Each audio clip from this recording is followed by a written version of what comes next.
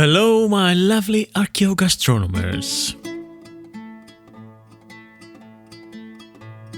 This is the Delicious Legacy Podcast, and I'm your host, Tom Dinas.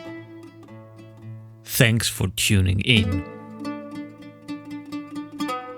Today I've got a very special guest on the podcast, Professor Nathalie Cooke, where she takes us to a trip or a journey in history through some exquisitely designed and downright bizarre food menus.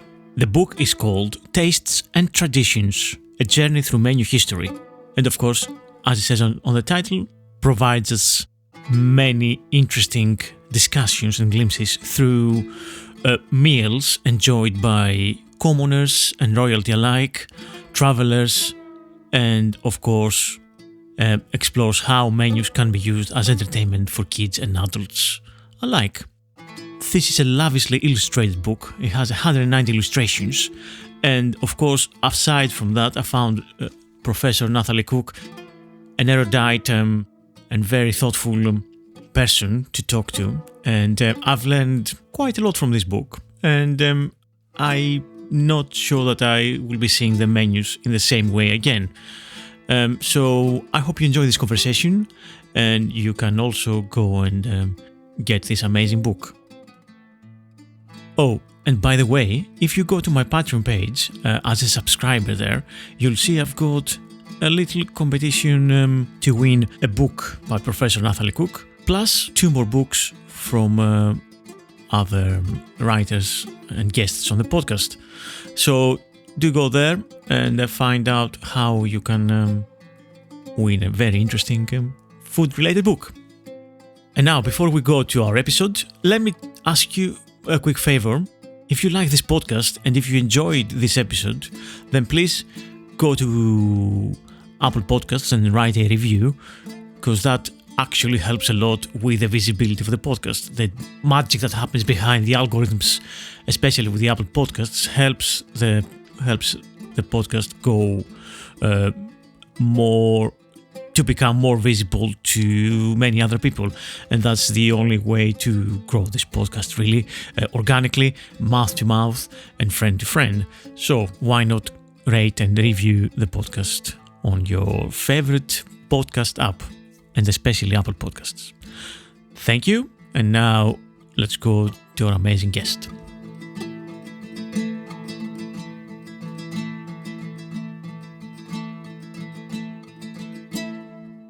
So, Professor Nathalie Cooke, welcome to the Delicious Legacy Podcast. Thanks so much for having me. How are you today? I'm actually doing very well. It's almost summer here, which is fun. I've been to Montreal a couple of times, and I really like the city. Yeah, it has a charm and a flair to it that's, I think, unique in North America. Indeed. So, let me congratulate you for the book, Tastes and Traditions, A Journey Through Menu History, which has been released recently. I don't remember the date exactly. When was it? Can you remind me?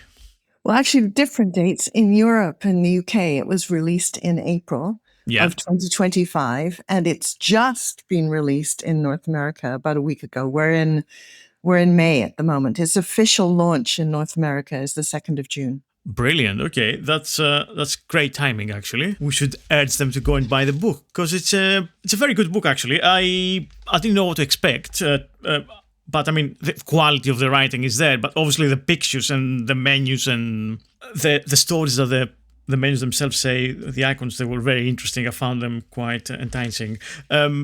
But let's start with a little bit about you. What's your past and publications you had in the past, your history with food and your connection with food?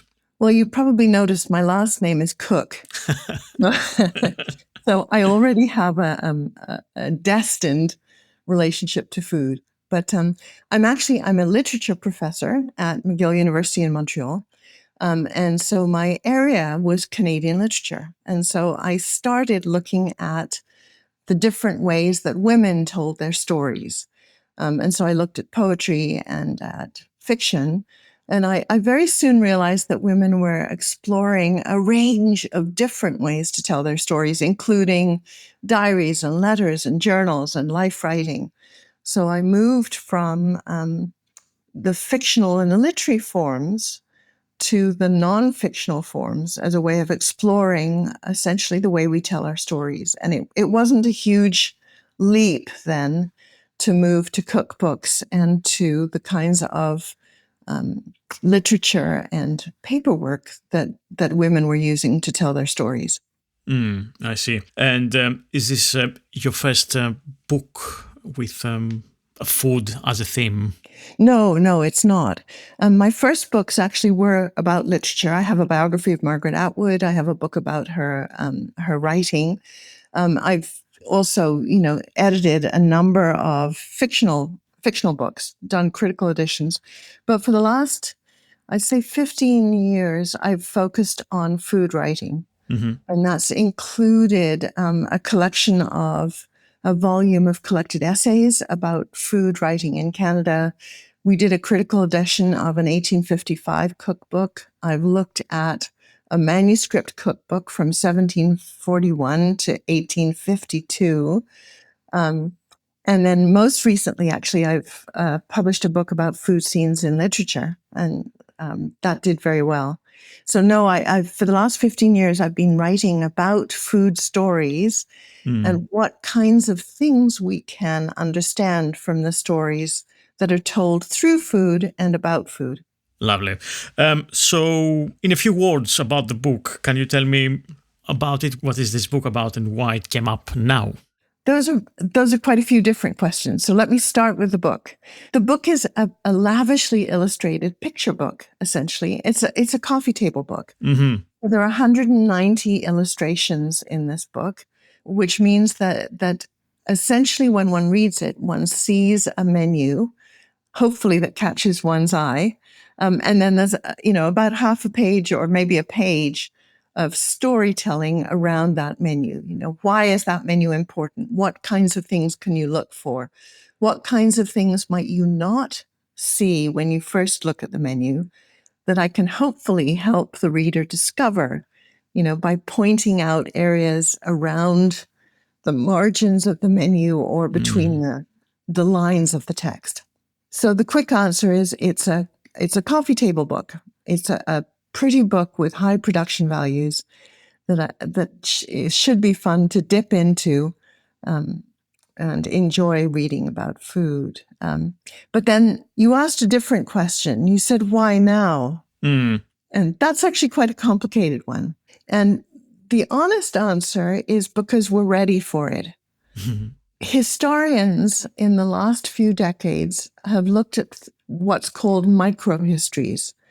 That is, instead of looking at kings and queens and prime ministers and those who were leaders of the state, they started to look at the experience of the every man and every woman, the daily experience. And this was incredibly revealing. And what's more, and I'm going to use food terms, we had an appetite for learning about history, about what it must have felt like to live in a particular moment in time. Right? And as soon as we opened ourselves to think about the experience of the every person, then suddenly we realized we needed to look for different sources because a number of sources aren't trustworthy about what daily experience was like. So just because we understood what the kings and queens of England were doing didn't really tell us what was happening to the person in the street. And in our own world, if we think about food history, cookbooks and magazines didn't tell us what was happening on a daily basis either. They told us what individuals were told to eat or cook or enjoy, but they didn't necessarily tell us what people were really cooking or eating or enjoying. And that's why menus become really important, especially the menus that have been crinkled and marked up and splattered with food and have scribbles from the people who actually, dined and enjoyed those meals and gave us some feedback about them. So menus become incredibly important because they tell us what foods were eaten at a particular moment and place and time. They're often dated. We also often have information about the restaurant So we know where it was, and we can really get a sense or a taste of what history must have felt like. Absolutely. So one of the things that is important, I guess, the first menu, the oldest menu, come about with the first restaurants, right? Yes and no. Let's go back a step. Let's go back. Yeah. So the question is, what is a menu? Mm-hmm. Right? And it seems like an easy question, and it's not.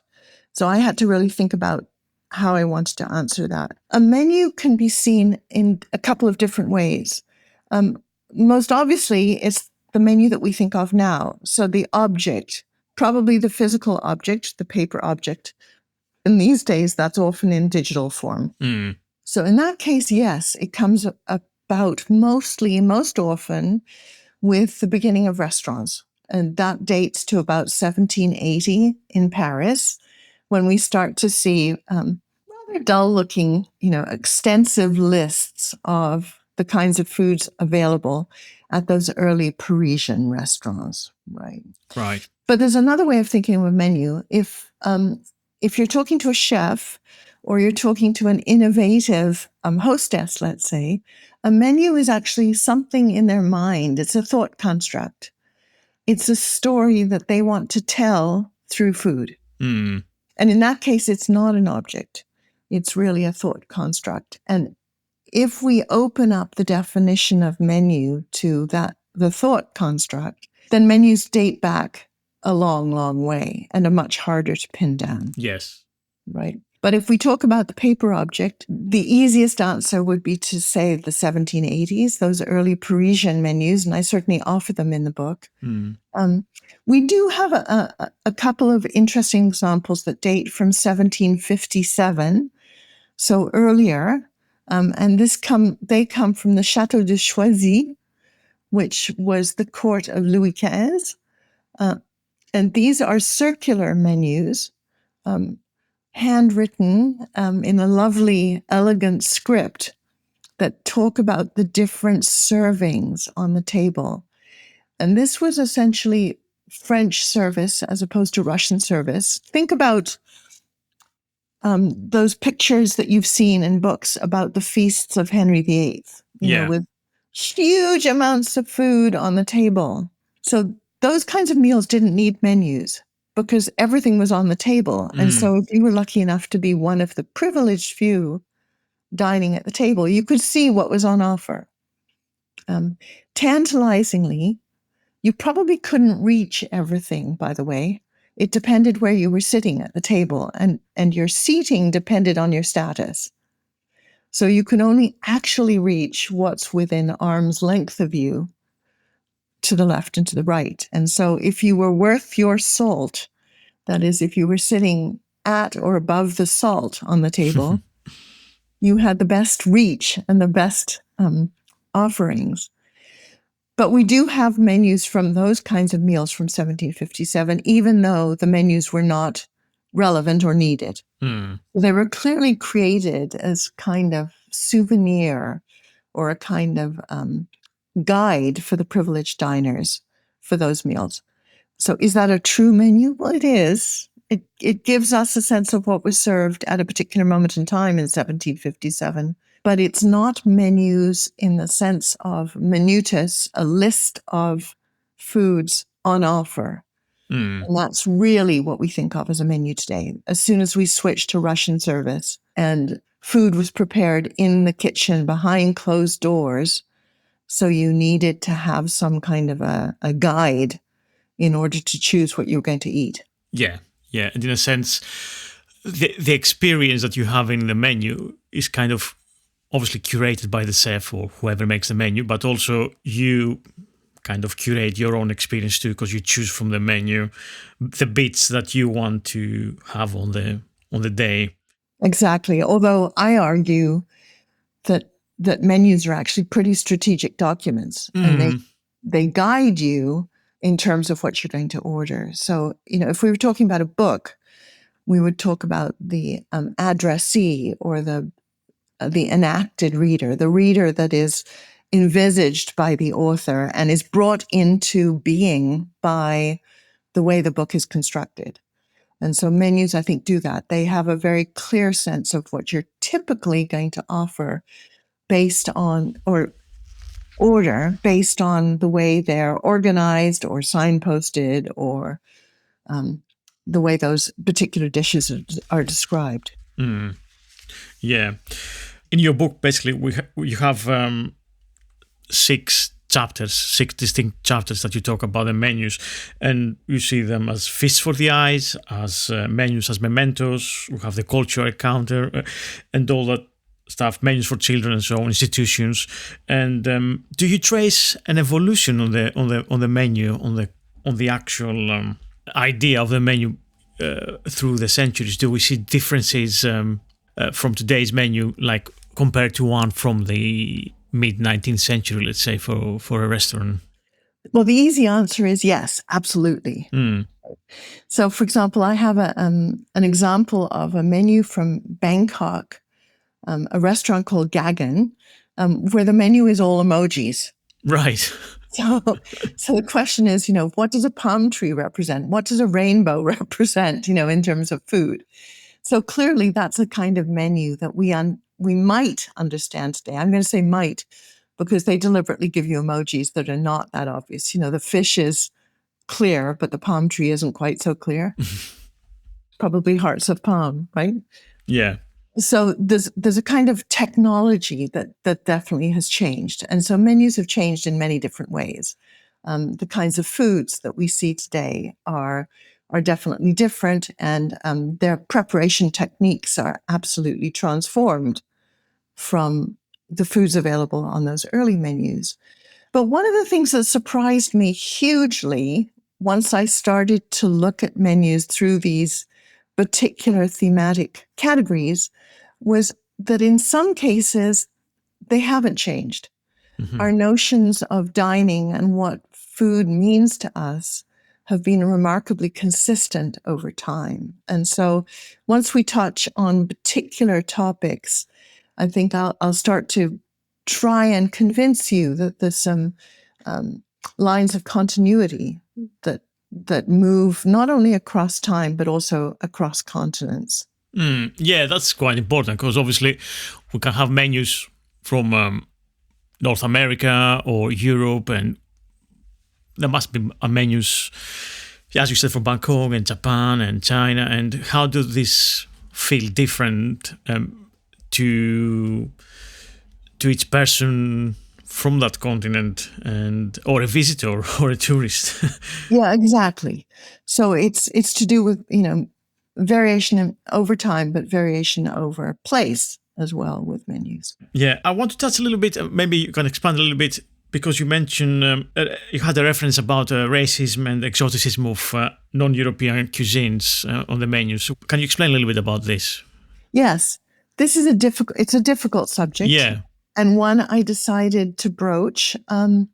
So a number of books exist with remarkably beautiful illustrations. And I can point your listeners to the books by Jim Hyman, who is a private collector. And his books are lavishly illustrated, and the colorful menus are quite extraordinary. And he's one of the book authors and editors who produces a number of problematical menus. And when I say problematical, they're problematical, especially for today's audiences, because they do have racist tropes and images. But on the whole, he doesn't really discuss the implications of that. So he produces them, and they are startling, but doesn't actually tackle how do we think about that? Do we try and ignore them? Do we acknowledge that they existed in the past tense? Do we acknowledge that there's been a difficult history with them? And I decided to tackle it. So I do actually reproduce menus with racist tropes. And I talk about how they're very much a product of a particular time and place. But where I think I expand mostly is on menus that decide to identify what they perceive to be national cuisines. And so a number of restaurants, describe, for instance, North American Chinese restaurants are a really good example. They often give a menu that has Chinese cuisine and American cuisine, on different sides of the page. And in doing that, they essentially define what they perceive to be American cuisine and Chinese cuisine at that moment in time. Right. Which is a remarkable claim, right?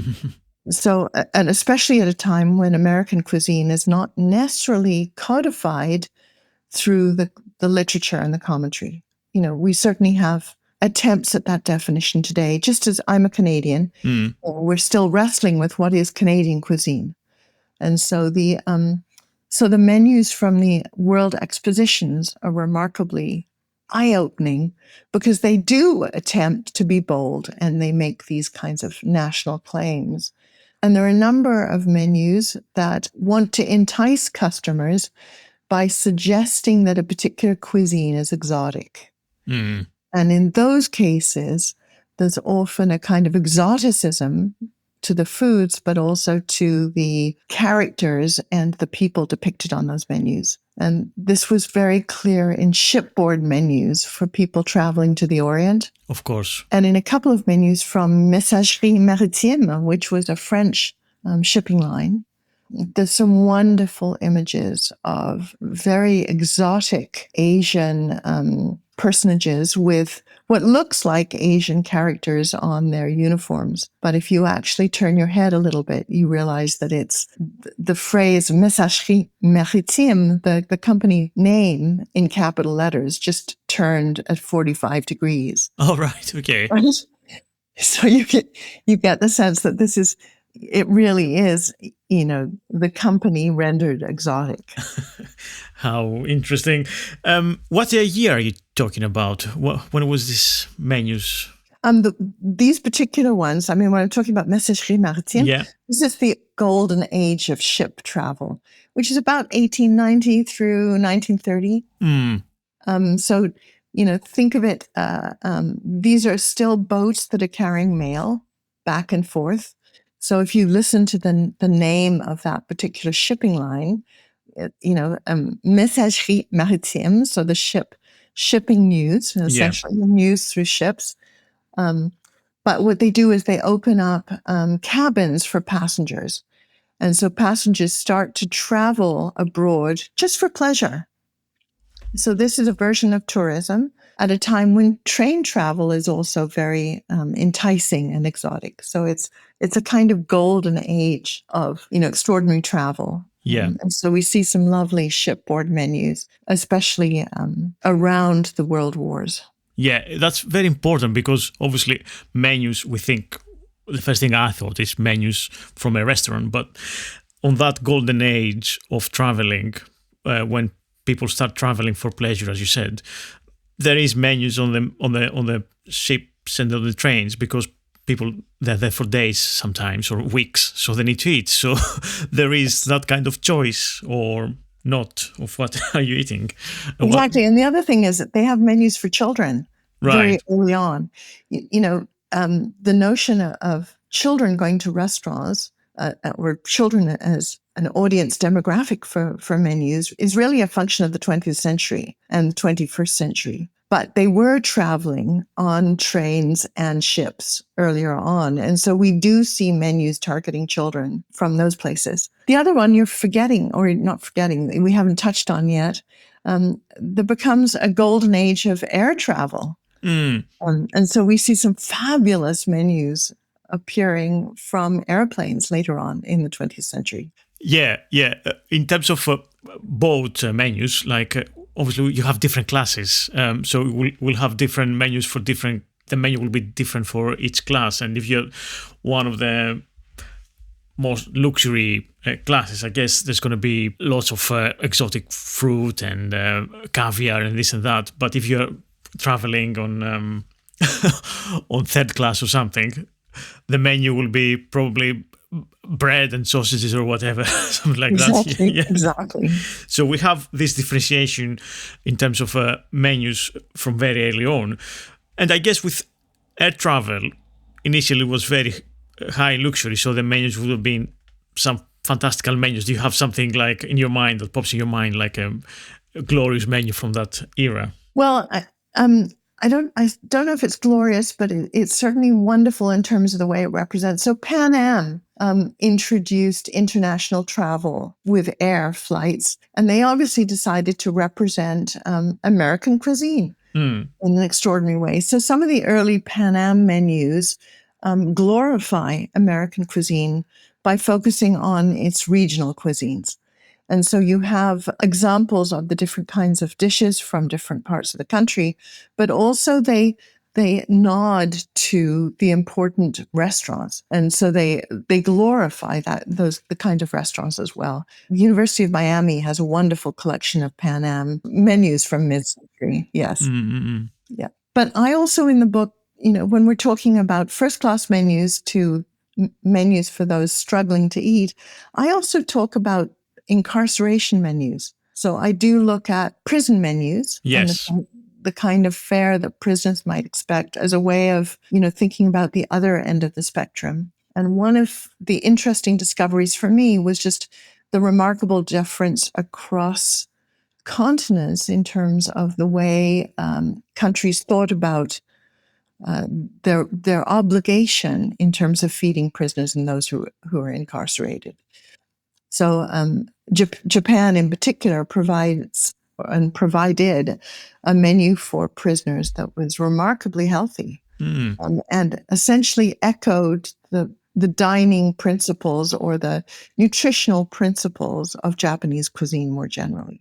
Whereas for prisoners at Alcatraz, for example, they were daunted by the monotony of the meals. And so we have a number of prisoners opting for special dietary meals, really just to have some kind of variation. Right. So, a request for kosher meals, for example, just so that they had something slightly different from the endlessly monotonous fare of the daily meal.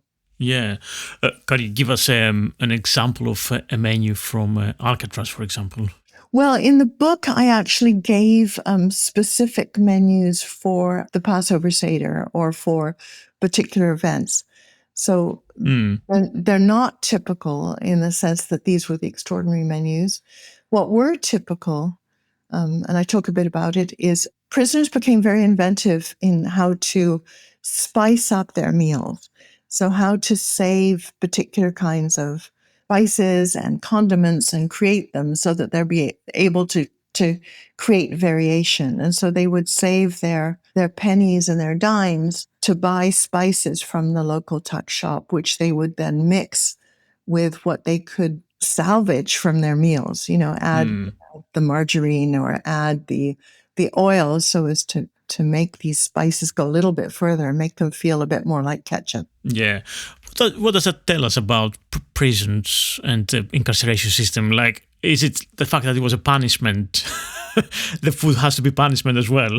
Yes. Well, I mean, that's the endless debate, isn't it? For incarceration, is this a system of rehabilitation or is this a system of punishment? And it was remarkably easy to see from the foodways on offer for those who are incarcerated at those different perceptions.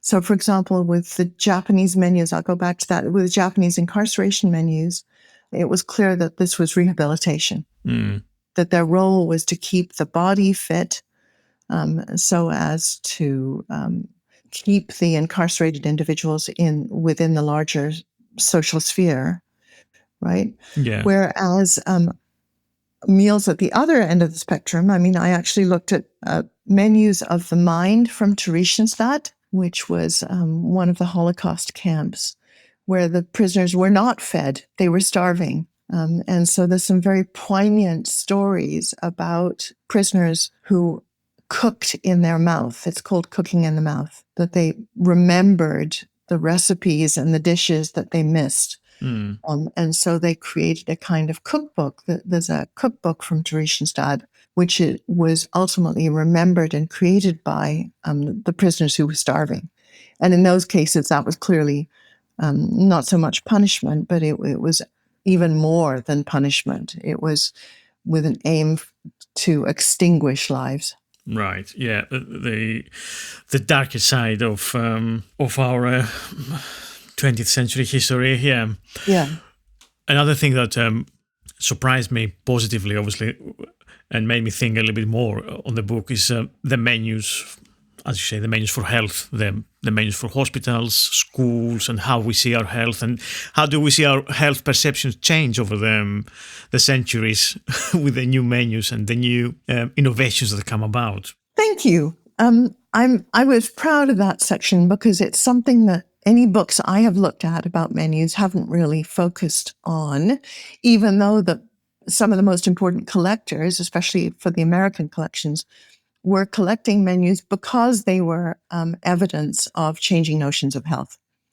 And so it's something that we can see very clearly. So, I mean, the most obvious example is if we go today to a restaurant, we might see symbols that tell us about the various ingredients. You know, does this dish contain gluten? Does it contain nuts because of the kinds of allergies that we have? Those kinds of things, right? So I was expecting to see dramatic evolution in terms of menus and their approach to health. And there were some. There were some wonderful ones. There was a nutritious drink from early in the 20th century that showed up, which was Coca-Cola, right? And it was also described as a brain tonic. Right. Early on. And of course it was, because it had opium in it. It definitely changed the of way course. definitely changed the way you thought. The other thing were the menus in, the 1920s through about the 1980s, actually, that had cigars and cigarettes on the menu. We see a lot of cigarettes on the menu, including on a menu for Mother Goose's Pantry, which makes it sound as though this Pasadena restaurant was aimed at children, but actually has cigarettes on the menu as well as the various items that children might enjoy. Those were the obvious changes, but what I was struck by was the remarkable sense of continuity of health over time. That there was a real emphasis on moderation in eating, balance between the different kinds of foods in your meal and on your plate. We do see quite a lot of alcohol. We still see a lot of alcohol menus, although I think in the last decade particularly, our notions of its danger to our health has emerged. But we're seeing this kind of continuity and a sense of moderation in eating, not only across time, but also across continents. Mm-hmm. Yeah. Do you think, in terms, you're mentioning the alcohol now, you said the last decade or so, do you think this is different from the Prohibition era America, how they saw alcohol, or? Yes, absolutely. And my dating may be incorrect when I say the last decade. It may be longer than that, but I'm certainly, I think I've noticed it like the past decade or so. Yeah. Wow. I don't think it's more than that. Yeah. So I think 20, 30 years hence, we're going to see an attitude towards alcohol, which is our current attitude towards smoking and tobacco, for example. Mm-hmm. Prohibition was different, wasn't it? I mean, prohibition was very much a function, it wasn't a drive towards health in the way arguably you might think of temperance as a drive towards health, but temperance was also a drive towards a kind of religious discipline as well. Yeah. Right? So prohibition emerges and is related to temperance, but it's also a function of controlling the flow of money and who is actually able to wield fiscal and political power. Right. So I would argue that prohibition has less to do with food and drink than it does to do with power over time. But it's certainly one that has been intriguing and one I enjoy because prohibition spurred the drive for speakeasies. And it's one of the wonderful codes and puzzles that allow you to try and find, unusual restaurants. And so I'm fascinated with menus that include puzzles and riddles and codes. And so prohibition is one area that helps spur that kind of impulse on. Yes, indeed. You have a chapter about this, more or less, basically. Enigmatic menus, yes. I do. And I have to confess, right at the beginning, you said, why this book? Why now? And the answer is because I was actually working on a discussion of puzzles and menus that are literally just puzzles. The riddling menus, menus that contain riddles. And I was thinking of writing a book just on that topic. So I discovered a phenomena called enigmatical bills of fare, which became conundrum socials in the States. And because we now have digital access to old newspapers, I was able to trace thousands of these things.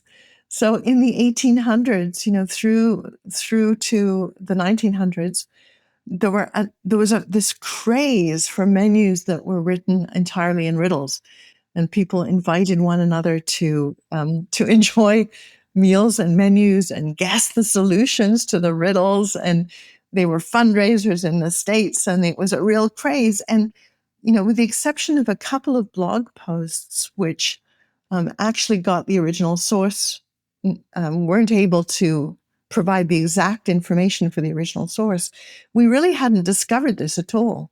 So it was something that I discovered, but it, rather obscure, right? But definitely a craze and something that was fascinating. So I have a chapter in the book about menus that encourage diners to play with their food. Yeah, I mean, I have to confess, this wasn't something I knew or heard about. Like, it does kind of make sense if you think about it a little bit, but like the first time I heard it was in your book. It's like, yeah, right. Well, I'm pleased. I was really proud of it because I hadn't heard of it before either. But then the penny dropped when I realized, well, of course, we still do that, right? So in Britain, there's a tradition of Christmas crackers. yeah. In the Christmas cracker, you have the silly hat and you have the prize, but you also have that riddle. Yes. Right? And the riddle is a version of these riddling menus. And also the newspapers around Christmas time publish a lot of, puzzles and, even today's crosswords are a version of it. But essentially, why do you have a riddle at a Christmas cracker? And the answer is, I think, because at a Christmas meal, you often have people from different generations who wouldn't normally, be conversing with one another for a long period of time, for a long meal. And it gives you something to talk about. It gives you a script. It's remarkably useful to have a game or a puzzle to talk about with people at table. And so that's one of the things that these original enigmatical menus did for you. It gave you a script, something to talk about, a puzzle to solve.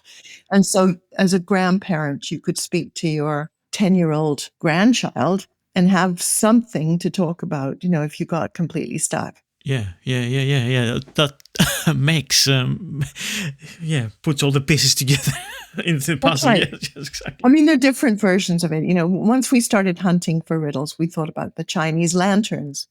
At full moon ceremonies, we thought about codes that are posted in newspapers and in personal ads. Anyway, I can keep going. Yeah.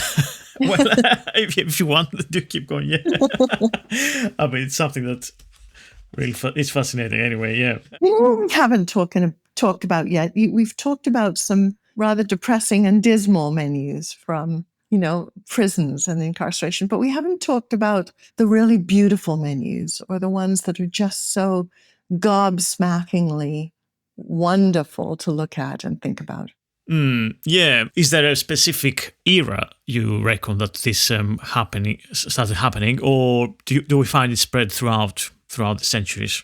Well, luckily, no, to the particular era. So because I've looked at so many menus, I obviously like the ones that look different, right? So from my point of view, I'm always intrigued with the three-dimensional ones. And this means that they date from a period when technology allows for color printing, for example, chromolithography, but also die cutting menus. So there's a wonderful little one at Bodleian for the old chapel Royal Boys, which is a little deck chair made, an exquisite detail, tiny little chair, which you could actually construct so that in 3 dimensions you can have the chair swinging about, or playing cards. There was a wonderful series of playing cards from 1897, which were absolutely beautiful, where the king and the queen and the knave are all depicted in terms of political characters of the day. So those are absolutely wonderful menus. But there's also wonderful technology today, So the Fat Duck in Bray has a series of anthology menus, which are essentially videos, that bring a diner into the world of imagination that they're going to be to which they're going to be introduced when they're actually having the dining experience. And so that brings in the possibilities of today's digital era. One of the things that I really liked was the designs from Toulouse-Lautrec, if I'm pronouncing correctly. That really struck me when I was reading the book. Really unique designs, I think, of the time, like 1920s, I believe. Exactly. Yeah. Absolutely stunning. And I was scratching my head at first and thinking, why is it that these famous painters were turning their attention to menus? And it's not just Toulouse-Lautrec, it's, Picasso. It's a number of the wonderful sketch artists and pastel artists of the time signing their name to menus. And so the obvious answer is, they weren't always famous. Yeah. They were not singing for their supper, but they were drawing for their supper. And so if they drew menus for particular restaurants, then they were obviously going to earn themselves a kind of a meal plan at those particular places. But the other one is menus had huge exposure. And so they were illustrating menus. They were also illustrating posters for theater productions or various drama productions of the day. And these wonderful posters, it was a golden age of illustration and design. And menus were one of the important objects of ephemera that were being produced at the time. And we're lucky today because some people thought to keep these pieces of paper. They were essentially ephemera are pieces of paper or objects that are produced not on a regular schedule and produced essentially with an eye to being thrown away or discarded. The things that we don't imagine will be kept for decades and centuries. No, and yet here we are having some of them collected. Exactly. Which is actually sort of a nod. It was a nod to me, but a nod to your listeners as well. If you see an object that you think is absolutely exquisite and might be important for future generations, it's worth keeping it. And we have institutions today, like rare collections and public institutions, that are very valuable because the value is not necessarily the object. It's the amount of time it takes to curate and preserve and store these objects is huge. I can give you an example. Yeah. So the New York Public Library has a fabulous collection of menus. Anyone can go and look at it, right? So if you happen to be in New York, or any city, imagine spending a morning or an afternoon in a rare collection. So you can go and look at a particular collection of menus from the mid-20th century. I'd say about 1950 through 1975 or so. Mm-hmm. And it was an ophthalmologist named Bernard Fried who set himself a personal goal of never eating in the same restaurant twice. And so he went and ate in restaurants in his neighborhood, not fancy ones, just, everyday restaurants. Sometimes his wife came with him. Sometimes she didn't. She was typically very diet conscious. And so she's very careful with what she eats. But he looked at the reviews and he mentioned the reviews and he scribbled on the menus to indicate what he'd actually tried and what he thought of it. And he even added information about what he had for dessert. And so let's say he went home and he decided to have a biscuit. He would tell you the brand of biscuit that he had bought and how he liked that as well. So at the time, his family must have scratched their head a little bit at this hobby. He Yeah. could have chosen many other hobbies, but this took him out to restaurants, very frequently, and had him curating this collection of menus, which he then, actually, he didn't. It was his wife who donated it to the New York Public Library. It's one of the most valuable menu collections we have, not so much in terms of monetary value, but because it gives us what we call descriptive practice. It's what I was telling you earlier. It tells us what he actually ate at these places and what he actually thought about what he was eating.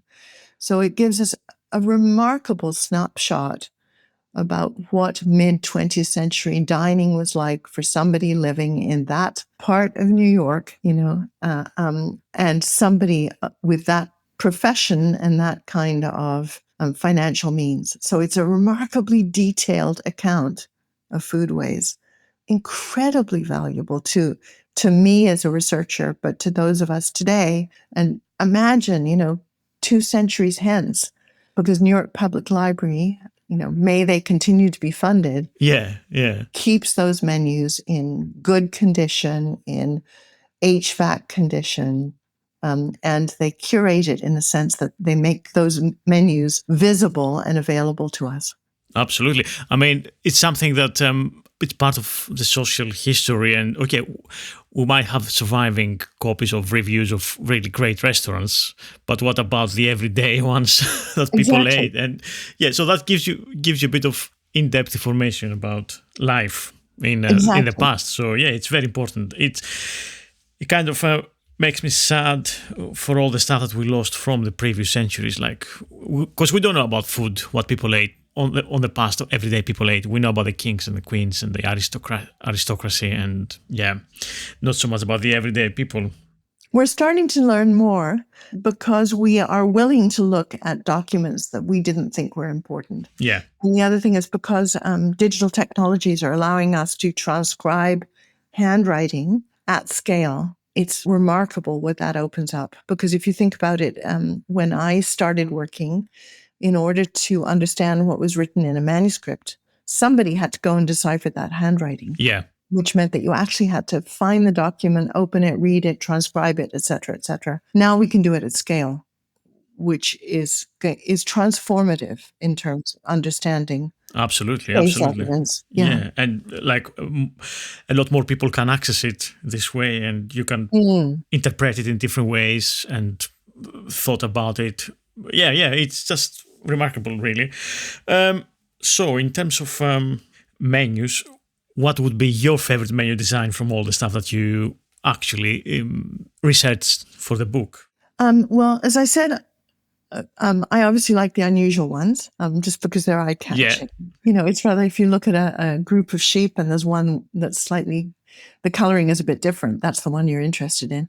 So I love the three-dimensional ones. So I love the little deck chair I love the playing cards. I also, there's a TP menu for which is made by a rather alarmingly titled club called the Savage Club, which and they claim that the name of the club is after the name of a poet whose last name was Savage, but it's a teepee, which is the other one is do you know what I mean by a flycatcher? So if you take a square piece of paper and you fold it into what I used to think of as a kind of propeller as a kid. Yeah. Right? And so you put your fingers in it and you can move it around. And Yes. So there are a number of menus that are in flycatcher shape. And that's quite fun because it defies the logic of the menu. So I started to think of menus as strategic marketing documents. And the more I looked at them, the more I realized how my eye as a diner and a reader was being directed. A flycatcher allows me, as the person reading the menu, to manipulate the menu. So it gives me much more agency. So I particularly enjoy flycatcher menus. All right. Okay. So do you think there is a perfect menu as well, or it depends with the occasion? Oh, listen to that question. I'll give you a perfect menu. And you're going to be surprised by this one. The one that intrigues me most was a menu from 1939. It's on a plain piece of paper with typescript from a pretty awful typewriter. And it was actually the menu for what was served by President Roosevelt to the King and Queen of England when they visited the White House in 1939. And they had hot dogs on the lawn. Right? And I think that was a perfect menu because it shows us the symbolic power of food to articulate something. So they were giving typical American fare on the lawn, trying to show the importance of that friendship and the alliance, which was ultimately going to be pivotal in World War II for the Allied forces. Yeah. And the king had never eaten a hot dog. So Roosevelt's son remembers that the king said, "How do I eat it?" And I think Roosevelt said, "You put it in your mouth and keep eating." You know, I mean, it was something like that. Exactly. But it was just that to me is a perfect menu, not so much because it was a beautiful menu and it was written down and we do have it because we have all of the menus from presidential meals. But because the concept of what was served was so appropriate for that particular moment in time. Brilliant. Fantastic. Thank you, Nathalie. So, anything else you want to add here? There's something we haven't spoken about, and it's something that we all notice, and that's menu French. Right. Right? So this bizarre phenomena of menus with items written in French, written typically by people who don't speak French, for diners who don't speak French. And we all know some of these phrases because we've seen them in our everyday life. Think about à la mode, for example, or the menu du jour, or these kinds of things, because French cuisine had a kind of cachet that describing a dish in French elevates it. And so that phenomenon is really interesting. It's not necessarily grammatically correct French, but it's a kind of a nod to an elegance. And it suggests to us that we as individuals like to elevate our eating practices into dining, that we transform just eating food into dining. We give it meaning. And one of the simplest, quickest ways of doing that is using menu French. Fantastic. I love this one. Thank you so much, Nathalie, for your time today. And remind us what the book called and where people can buy it from. Well, thanks so much for having me, and thanks for spending the time with the book. The book is called Tastes and Traditions, a journey through menu history. It's published by Reaction Press, which is a British press, and it's available through the University of Chicago, publishers in the States, and it's obviously available on Amazon and from your local bookstore. So do dip into it. It's a picture book with lots of stories that I hope intrigue you in the same way that menus enthrall us. Absolutely. I kind of thought it was more of a picture book, but also the stories, like every time I was dipping in and reading stuff, you discover something and you think of something else, and then brings you to a different part of history, of food history that I never thought I would explore. It's a really great book. Thank you for writing it. Oh, well, thanks so much, and thanks for taking the time to dip into it. Brilliant. Thanks so much. And that was Professor Nathalie Cooke talking about her new book, Tastes and Traditions, a journey through menu history. The book is out now by Reaction Books, and very soon will be out in the North America as well. An extremely stimulating book and a work of art as well. So that's all for today. Thanks for listening. I've been Thomas Dinas, and this was the Delicious Legacy Podcast. Remember, review and rate this podcast wherever you get your podcast from, and I'll see you again next week for another archaeogastronomical adventure. Thank you so much. Love you all. Goodbye.